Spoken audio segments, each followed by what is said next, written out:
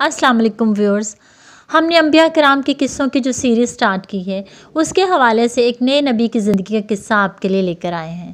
لیکن حضرت زکریا علیہ السلام کے ذکر سے پہلے ہم آپ سے ایک ہمبل ریکویسٹ کرتے ہیں کہ ہمارے چینل کو سبسکرائب کریں اور ساتھ لگے بیل آئیکن کو ضرور پریس کیجیے تاکہ ہماری ہر نئی آنے والی ویڈیو سب سے پہلے آپ تک پہنچ سکے۔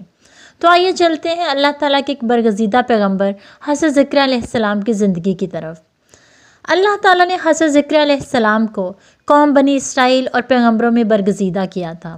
آپ علیہ السلام اللہ تعالیٰ کے معزز اور جلیل القدر پیغمبر ہیں۔ ایک روایت میں ہے کہ حضرت زکریا علیہ السلام حضرت داؤد علیہ السلام کی اولاد میں سے تھے، اور دوسری روایت میں ہے کہ ارمیہ کی اولاد میں سے تھے۔ دن گزرتے گئے، ابراہیم علیہ السلام اور یعقوب علیہ السلام کی نسل سے کچھ نیک لوگ پیدا ہوئے۔ ان کو آل عمران کے نام سے یاد کیا جاتا ہے۔ اللہ تعالیٰ نے سورہ آل عمران میں فرمایا، خدا نے آدم اور نوح اور خاندان ابراہیم اور خاندان عمران کو تمام جہان کے لوگوں میں منتخب فرمایا تھا۔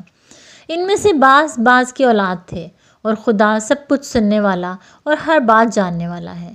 جس عمران کا ذکر قرآن کریم نے کیا ہے یہ داؤد علیہ السلام کی اولاد سے ہیں۔ زکریا علیہ السلام کی بیوی یحییٰ علیہ السلام کی والدہ اور مریم علیہ السلام کی والدہ حنا دونوں حقیقی بہنیں تھیں، اور زکریا علیہ السلام رشتے میں مریم علیہ السلام کے خالو تھے۔ عمران کی بیوی نے منت مانی تھی کہ جو بچہ پیدا ہوگا اسے بیت المقدس کی خدمت کے لیے وقف کر دیں گے۔ حضرت مریم علیہ السلام کی پیدائش کے بعد جب انہیں بیت المقدس میں لایا گیا تو ان کی کفالت کی ذمہ داری اللہ تعالیٰ نے حضرت زکریا علیہ السلام پر ڈالی۔ آپ علیہ السلام بنی اسرائیل میں معزز کاہن مانے جاتے تھے۔ حضرت زکریا علیہ السلام کی کفالت میں مریم علیہ السلام نے بہت اچھی پرورش پائی۔ وہ نیک اور عبادت گزار اور بہت سچ بولنے والی تھیں، تو پروردگار نے ان کو پسندیدگی کے ساتھ قبول فرمایا اور اسے اچھی طرح پرورش کیا اور زکریا کو اس کا متکفل بنایا۔ زکریا جب کبھی عبادت گاہ میں اس کے پاس جاتے تو اس کے پاس کھانا پاتے۔ یہ کیفیت دیکھ کر ایک دن مریم علیہ السلام سے پوچھنے لگے کہ مریم، یہ کھانا تمہارے پاس کہاں سے آتا ہے؟ وہ بولی، خدا کے ہاں سے آتا ہے، بے شک خدا جسے چاہتا ہے بے شمار رزق دیتا ہے۔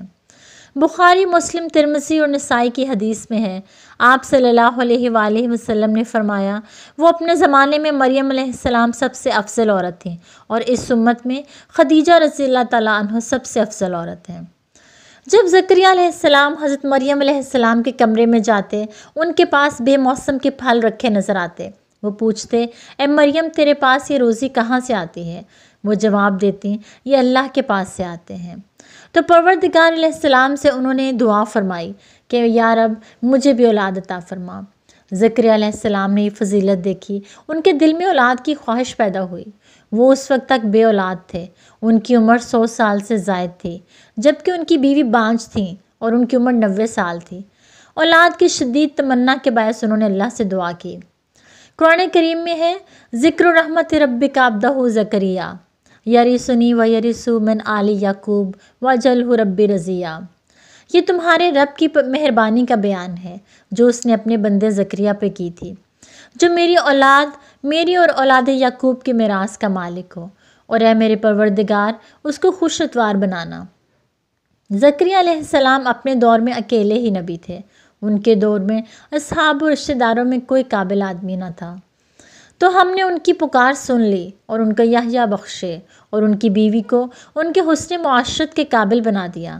یہ لوگ لپک لپک کر نیکیاں کرتے اور ہمیں امید سے پکارتے اور ہمارے آگے عاجزی کیا کرتے تھے۔ یحییٰ علیہ السلام کی دعا قبولیت پا گئی اور اللہ تعالیٰ نے ان کو خوشخبری سنائی۔ زکریا علیہ السلام یہ سن کر خوش ہوئے اور حیران بھی ہوئے۔ انہوں نے کہا، پروردگار، میرے ہاں کس طرح لڑکا ہوگا جس حال میں کہ میری بیوی بانجھ ہے اور میں بڑھاپے کی انتہا کو پہنچ گیا ہوں؟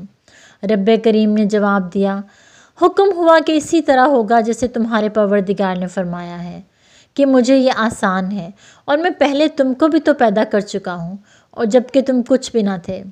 زکریا علیہ السلام نے عرض کیا، پروردگار میرے لیے کوئی نشانی مقرر فرما دیجئے۔ رب کریم نے فرمایا، نشانی یہ ہے کہ تم صحیح سالم ہو کر 3 رات دن لوگوں سے بات نہ کر سکو گے۔ اللہ تعالیٰ نے نشانی ظاہر کر دی۔ چنانچہ جب وہ وقت آیا کہ آپ علیہ السلام بول سکتے تھے مگر بول نہ پائے اور صبح و شام اللہ کی عبادت میں مصروف رہتے، یہ نشانی تھی کہ ان کے ہاں اللہ تعالیٰ اولاد دینے والے ہیں۔ پھر وہ عبادت کے حجرے سے نکل کر اپنی قوم کے پاس آئے تو ان سے اشاروں سے کہا کہ صبح و شام خدا کو یاد کرتے رہو۔ وہ ابھی عبادت گاہ میں کھڑے نماز ہی پڑھ رہے تھے کہ فرشتوں نے آواز دی، زکریا خدا تمہیں یحییٰ کی بشارت دیتا ہے جو خدا کے فیض یعنی عیسیٰ کی تصدیق کریں گے اور سردار ہوں گے اور عورتوں سے رغبت نہ رکھنے والے اور اللہ کے پیغمبر یعنی نیکوکاروں میں سے ہوں گے۔ اللہ تعالیٰ نے انہیں یحییٰ کے روپ میں نہایت فرمانبردار، نیک، صالح، پرہیزگار اور عبادت گزار بیٹا عطا فرمایا۔ زکریا علیہ السلام اللہ تعالیٰ کا شکر بجا لائے اور قوم بنی اسرائیل کو واعظ و نصیحت کرتے رہے۔ جب بنی اسرائیل نے حضرت اسرائیل علیہ السلام سے حضرت زکریا علیہ السلام کو مارنے کا ارادہ کیا تو آپ علیہ السلام نے ظالموں سے بچنے کے لیے ایک درخت کے کھوکھلے تنے میں جا پناہ لی۔ جب وہاں پہنچے تو آپ علیہ السلام کو ان لوگوں نے کہیں نہ پایا۔ اتنے میں لوگوں کے پاس شیطان آیا اور بتایا کہ جس کو آپ تلاش کر رہے ہیں وہ یہاں ہے۔ اس کے بعد آپ کو شہید کر دیا گیا۔ تو اس واقعے سے نصیحت ملتی ہے کہ انسان کتنے ہی بلند و بالا مقام پہ پہنچ جائے اور اللہ کے ساتھ اس سے زیادہ قرب حاصل ہو جائے تب بھی وہ اللہ کا بندہ ہی رہتا ہے، اور کسی بھی بلندی پر پہنچ کر وہ اللہ یا اللہ کا بیٹا نہیں ہو سکتا، نہ اس کا شریک بن سکتا ہے۔ اللہ جل شانہ کی ذات پاک وحدہ لا شریک ہے اور باپ بیٹے کی نسبتوں سے پاک ہے، لہٰذا ہمیں اپنے آپ کو لمحے لمحے کی گمراہی سے بچانا چاہیے تاکہ اللہ کی پکڑ سے بچ سکیں۔ اس کے لیے ایمان کی مضبوطی ہر درجے لازم ہے۔